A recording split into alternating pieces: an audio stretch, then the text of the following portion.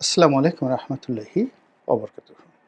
সম্মানিত দর্শক, গত কয়েক মাস ধরে যে সকল বিতর্ক বাংলাদেশের আনাচে কানাচে ঘুরপাক খাচ্ছে এবং যে সকল বিতর্কের জন্যে বর্তমান অন্তর্বর্তীকালীন সরকার নানাভাবে জনগণের নিকট প্রশ্নবিদ্ধ হচ্ছিল এবং যে সকল বিতর্ক নিয়ে তারা খোলামেলা কিছু বলতে পারেনি এবং জনগণ চারিদিক থেকে যেভাবে আর্তচিৎকার করছিল, তার ফলে যে কোনো সময় সরকার এবং জনগণের মধ্যে যে মতবিরোধ, এটির বিপরীতে মারাত্মক বিশৃঙ্খলা, জনরোষ, এমনকি আরও ভয়াবহ গণঅভ্যুত্থানের মতো ঘটনা ঘটার সম্ভাবনা দেখা দিয়েছিল। প্রথম ঘটনাটা হলো করিডোর নিয়ে। মায়ানমার সীমান্তে আরাকান আর্মিকে একটি করিডোর দেয়া হবে। বলা হচ্ছিল যে এটা মানবিক করিডোর। কিন্তু আমাদের জনগণ কোনো অবস্থাতেই এই বিষয়টা মেনে নিচ্ছিল না। এর কারণ হলো এই করিডোরের নামে জাতিসংঘকে একটা প্যাসেজ দেওয়া, মার্কিন যুক্তরাষ্ট্রকে একটি পথ দেখানো এবং আরাকান আর রোহিঙ্গা অঞ্চলে অর্থাৎ আরাকান অঞ্চলে তারা এবং তাদের সকলের প্রতিপক্ষ মায়ানমার সরকার এবং মায়ানমার সরকারের মুরব্বি চীন। আমরা সকল পক্ষের আক্রমণের লক্ষ্যবস্তুতে পরিণত হতে যাচ্ছিলাম। অন্যদিকে যে জাতিসংঘ এবং যে আমেরিকা, যাদের পরামর্শে এই কাজগুলো করার জন্য সরকার এগিয়ে যাচ্ছিল, এদের ইতিহাস হলো যে এরা মানুষের গাছে ওঠায়, পরে আবার সময় মতো সুযোগ বুঝে মই নামিয়ে নেয়। এরা সবসময় বিজয়ের পক্ষে থাকে। আমেরিকা এবং জাতিসংঘ কখনো পরাজিতের পক্ষে থেকেছে এবং শেষ পর্যন্ত মাটি কামড় দিয়ে তারা যাদেরকে সমর্থন করেছে তাদের পক্ষ অবলম্বন করেছে, এরকম একটি সিঙ্গেল উদাহরণ পৃথিবীতে নাই। বরং তাদের বন্ধুত্বের কবলে পড়ে এবং তাদের শত্রুত্বের কবলে পড়ে, অর্থাৎ তাদের বন্ধুত্ব যেভাবে বিপজ্জনক, শত্রুতাও বিপজ্জনক। কত রাষ্ট্র তার সার্বভৌমত্ব হারিয়েছে, কত রাষ্ট্র তার সতীত্ব হারিয়েছে, কত আমেরিকার যে এজেন্ট তারা তাদের প্রাণ হারিয়েছে, মান সম্মান, ইজ্জত আবরু হারিয়ে পুরো দেশ এবং জাতি থেকে কিয়ামত পর্যন্ত তারা অভিশাপ নিয়ে দেশের মাটিতেও মরার সুযোগ পায়নি। সেটা আপনি জেনারেল নরিয়াগার কথা ধরেন, রেজা শাহ পাহলভির কথা ধরেন, কিংবা আরও অনেক এরকম, হামিদ কারজাই অথবা আশরাফ ঘানির কথা চিন্তা করেন আফগানিস্তানের।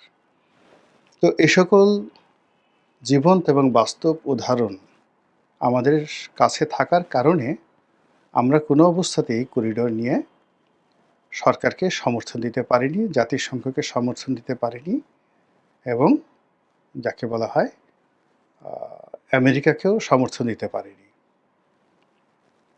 এবং এই যে জনগণের যে দাবি, এই দাবির সঙ্গে বাংলাদেশ সেনাবাহিনী একাত্মতা প্রকাশ করেছে এবং অতি সম্প্রতি সেনাপ্রধান তাদের একটি যে অভ্যন্তরীণ বৈঠক, যে বৈঠকের দিকে সারা দেশের মানুষ তাকিয়েছিল, সেই বৈঠকে তিনি দ্ব্যর্থহীন ভাষায় ঘোষণা করেছেন, যা আমরা জেনেছি, যে এই করিডোর অন্তর্বর্তীকালীন সরকারের বিবেচ্য বিষয় নয়। এটি এত একটা গুরুত্বপূর্ণ বিষয় এবং এর সঙ্গে জনগণের স্বার্থ এমনভাবে জড়িত, কেবলই মাত্র একটি নির্বাচিত সরকার এই কাজটি করতে পারে। কাজেই সেনাপ্রধানের এই বক্তব্যের পর বর্তমান সরকার এদিকে এগুবেন আমার কাছে মনে হচ্ছে না। সেক্ষেত্রে দুটো হতে পারে, সরকার টিকে যাবে, অর্থাৎ এই কাজটি করবে কিন্তু সেনাপ্রধান থাকবে না। অর্থাৎ সেনাবাহিনীতে যদি সরকারের মদতপুষ্ট লোককে বসানো যায়, তাহলে সরকার তার জিদ পূর্ণ করার জন্য চেষ্টা করতে পারে। তখন জনগণ এবং সরকার মুখোমুখি হবে এবং যুদ্ধের বা প্রতিদ্বন্দ্বিতার বা মতবিরোধের জায়গাটিতে কারা জয়ী হবে সেটা সময় হলেই দেখা যাবে। কিন্তু যেহেতু এখন মধ্যস্থতাকারী রূপে বা মধ্যে পাহাড় রূপে সেনাবাহিনী যে বাধা তৈরি করেছে, সেই বাধা আপাতত এই সরকার অতিক্রম করতে পারবে না। একইভাবে আরেকটি বিষয়, সেটি হলো চট্টগ্রাম বন্দর। চট্টগ্রাম বন্দরের লিজ দেওয়া বা এটিকে বিদেশি অপারেটরদের হাতে তুলে দেওয়া, বন্দরকে আধুনিকায়নের নামে বিল্ড, ওন্ড অ্যান্ড ট্রান্সফার, এই পদ্ধতিতে বিদেশিদের হাতে দেওয়ার ব্যাপারে পুরো বাংলাদেশ ক্ষোভে এবং বিক্ষোভে ফেটে পড়েছে। চট্টগ্রাম বন্দরও এই ব্যাপারে সরকারের যিনি প্রধান জনাব ইউনূস, তিনি নিজে চট্টগ্রাম গেছেন, নাতিদীর্ঘ বক্তব্য দিয়েছেন। বন্দরকে বিদেশিদের হাতে কেন দেওয়া দরকার এবং দিলে কী কী উপকার হবে, এসব বিষয় নিয়ে অসাধারণ সব বক্তব্য দিয়েছেন। কিন্তু কাজের কাজ কিছুই হয়নি। ফলে কি হলো, এখানেও সেনাপ্রধানকে কথা বলতে হয়েছে। ৩ নম্বরে যে বিষয়টি, সেটা হলো নির্বাচন। নির্বাচন নিয়ে টানাটানি হচ্ছে এবং এখনো পর্যন্ত এটি নিশ্চিত নয়।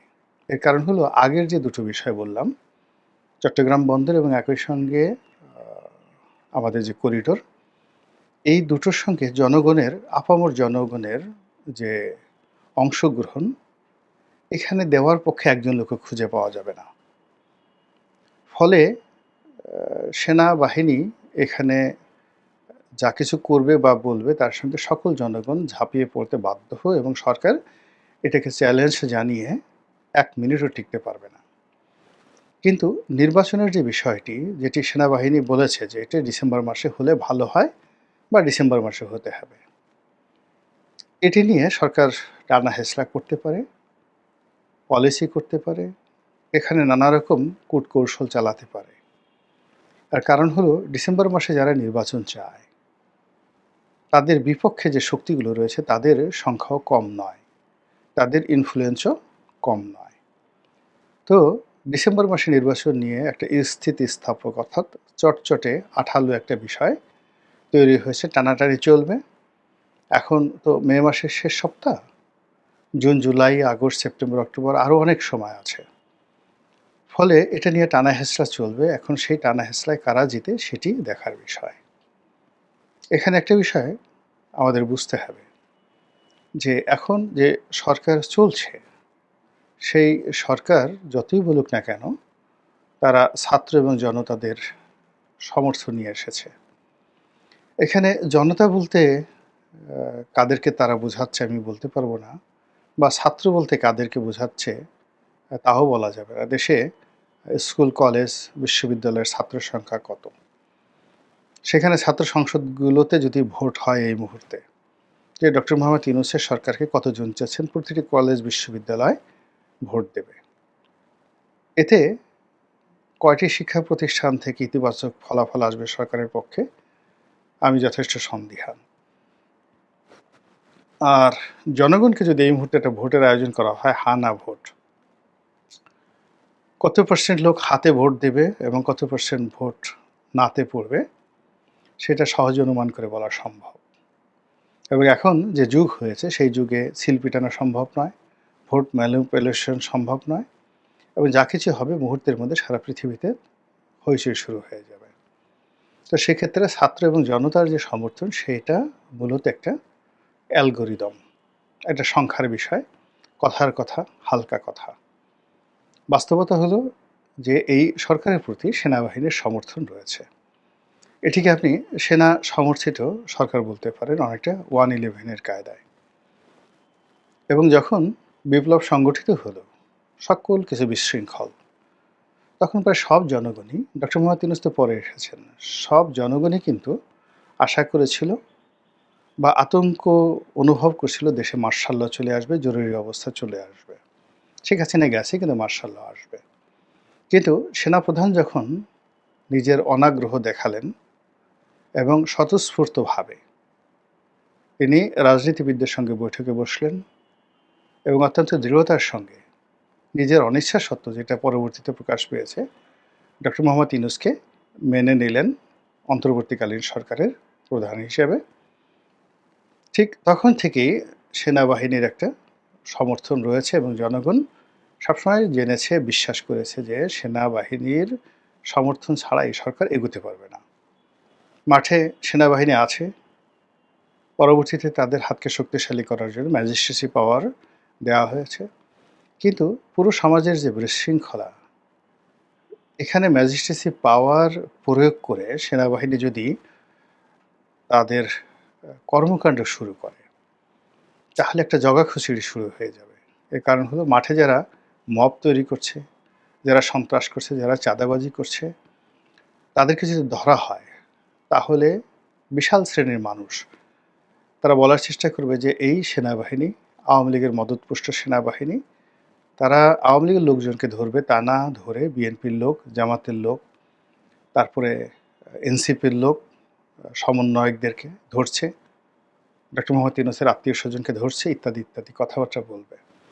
তো সেনাবাহিনী সেই সুযোগটা জনগণকে না দিয়ে তারা একটা রিল্যাক্স, কাম অ্যান্ড কুল যে পলিসি, সেই পলিসি গ্রহণ করেছে। ফলে সমাজে যা হওয়ার তাই হয়েছে। প্রতিটি মানুষের মুখোশ উন্মোচিত হয়ে গেছে।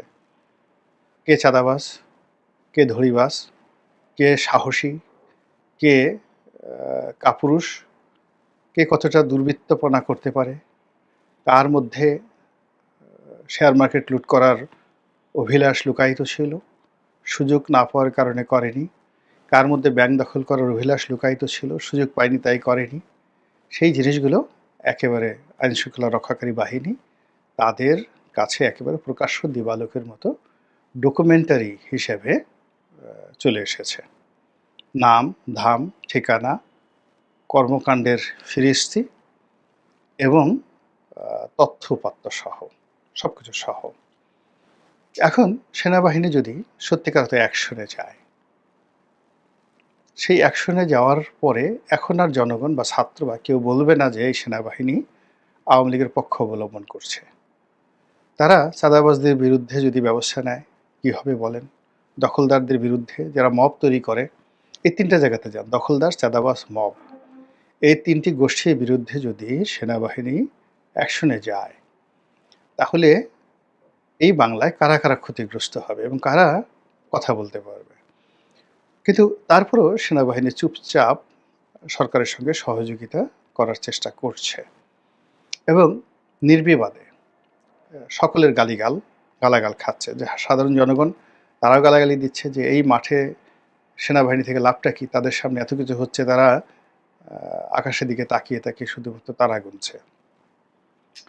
আবার সরকারের যারা লোকজন আছে, তারাও সেনাবাহিনীকে দিয়ে অনেক কাজ করাতে চাচ্ছে। আওয়ামী লীগ যেভাবে পুলিশকে কাজে লাগিয়েছিল, ঠিক ওইভাবে যে আমাদের পছন্দের লোকদেরকে ছেড়ে দাও, যাদেরকে অপছন্দ করি তাদেরকে ধরো, ভয় দেখাও। এই কাজটিও কিন্তু সেনাবাহিনী করছে না। এবং সর্বশেষ সরকারের যে সকল রাজনৈতিক লক্ষ্য এবং অভীষ্ট রয়েছে, সে লক্ষ্য এবং অভীষ্ট পূরণে সেনাবাহিনী প্রথম থেকে বাধা দিয়ে আসছে। ডিসেম্বর মাসে নির্বাচন হবে, এই কথা অনেক আগে সেনাপ্রধান বলছেন এবং তখন স্বয়ং ডক্টর মোহাম্মদ ইউনূস এবং তার যারা লোকজন একেবারে বিক্ষুব্ধ চিত্তে যত রকম শক্তি রয়েছে সবগুলো একত্র করে বাধা দেওয়ার চেষ্টা করেছে এবং বলার চেষ্টা করেছে সেনাপ্রধান এই কথা বলতে পারেন না।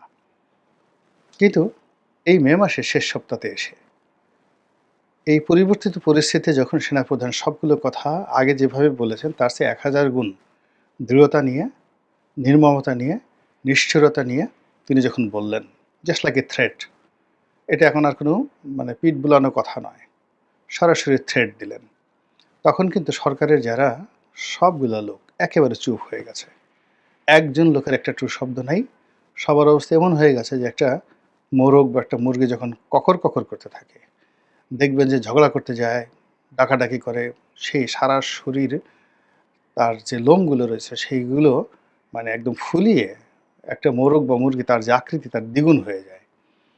যখন এটাকে ধরে একটা চুবনি দিয়ে দেন পানির মধ্যে, ওর সমস্ত শব্দ মানে উধাও হয়ে যায় এবং চুপসে যায়। ঠিক ঐরকমই এখন যারা একসময় বড়, বড় কথা বলতেন এবং ধরাকে সড়ক জ্ঞান করতেন, তারা সবাই একেবারে চুপসে গেছে। সর্বমহল চুপসে গেছে। তো এই অবস্থাতে রাস্তাঘাটের যে অবস্থা, এই অবস্থাতে রাজনীতির যে অবস্থা, অর্থনীতির যে অবস্থা, তাতে মনে হচ্ছে যে সবকিছু এলোমেলো হয়ে গেছে, আঁকাবাঁকা হয়ে গেছে। কিভাবে চলবে, কতদিন চলবে, কি হবে? এগুলো নিয়ে আমরা সবাই চিন্তিত। মহান আল্লাহ রাব্বুল আলামিন আমাদের সবাইকে হেদায়েত দান করুন এবং হেফাজত করুন।